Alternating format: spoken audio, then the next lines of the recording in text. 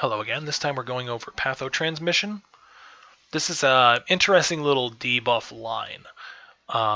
It also has the only mutation AoE snare in the game, but overall it's very, very strong. I recommend it, especially because of how easy it is to access effects in this. So it scales with endurance and willpower. Again, don't touch willpower. Don't touch willpower. We have thwarted intentions.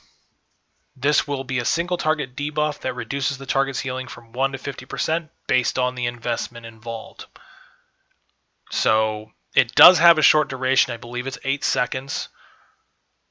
So that means if you can't apply the damage and make sure it's during the time frame of healing, you're not really going to get a benefit. But because of the fact it's up to a 50% debuff, it's very, very strong and helps you take targets down extremely fast.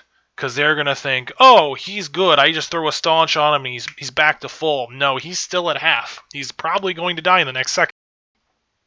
So try to make use of thwarted intentions on targets that are under pressure and are getting healed. Your next ability is Sapping Sickness. This one will snare only enemies. Only enemies. So it's very strong. It has a 10-second duration, so it's pretty huge in that regard. And really, it'll just help you either have your team escape or help you reposition or simply slow targets that you're already putting a lot of damage on, make them panic a little more, put them under pressure. Your last ability is Racking Pains, which reduces the target's regeneration.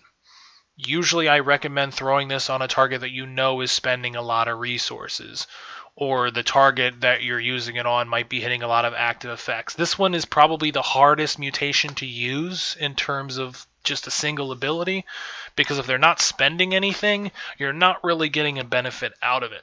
And because it is a regen debuff, even with its relatively long duration, you're only going to see a reward if they're constantly spending their resources and it's hurting their overall regen. This one probably needs a buff, but since it is a relaunch, it's probably not going to get a buff anytime soon. But just remember, this is here. It's pretty strong. It's a really good overall debuff mutation line.